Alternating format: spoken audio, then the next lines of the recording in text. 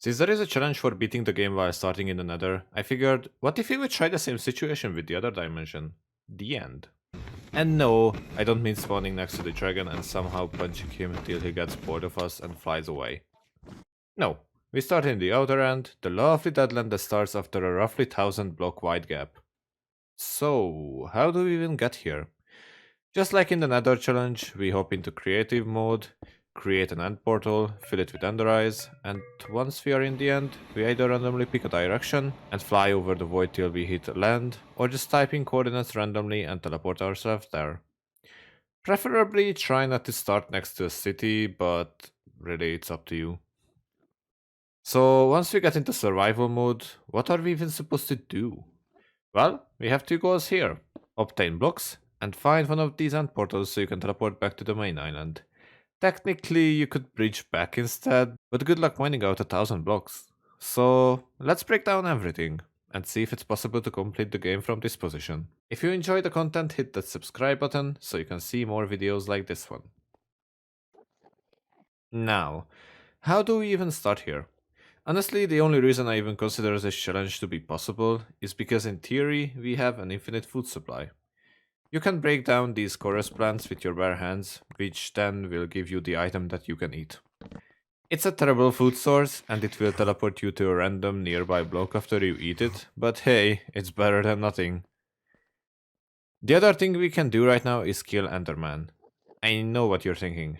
Are we supposed to fistfight Enderman here? Well, in theory it might not be necessary. If you can find an entity without having to go through the small floating islands, you can get away with skipping this step. But luckily we can at least cheat the fight out. All you have to do is slowly, painfully dig out a hole, something like this. Actually, it didn't even take that much time, only like 8 minutes or so. But will obviously take more time if you want to make it wider. Since Enderman can't pick and stones up, we should be safe here. All you have to do now is look at one of them and then run down here, so you can kill them here.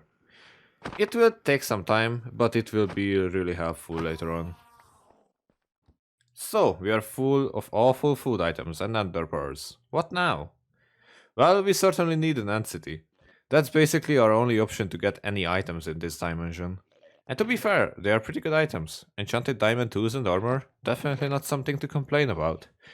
But sadly, the city is full of shulkers, which can certainly cause some headaches, considering we have no armor and are most likely in hard mode, because what's the point in doing a challenge in easy mode? Gotta make sure we are suffering as much as we can. Unfortunately, we kinda need to force our way through them.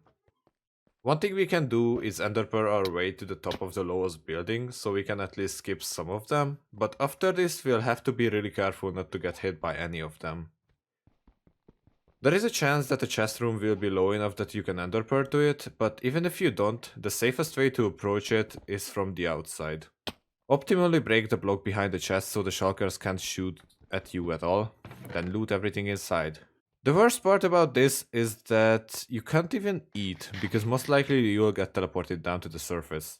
No matter if you found a nice loot or not, or if the city is huge or not, it's definitely not worth trying to get higher unless you're already in full diamond, in which case you can tank some of the shulker bullets and then slowly levitate up to higher grounds. Now it's nice and all that I've told the theory of this, but can we actually do all of this in practice?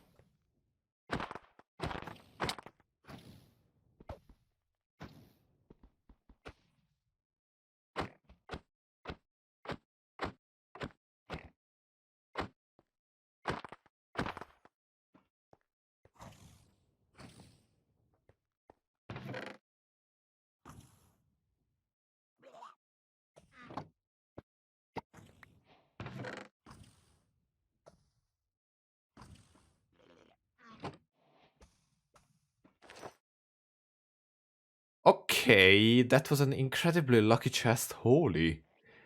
But yeah, I tried a couple times and it's definitely doable.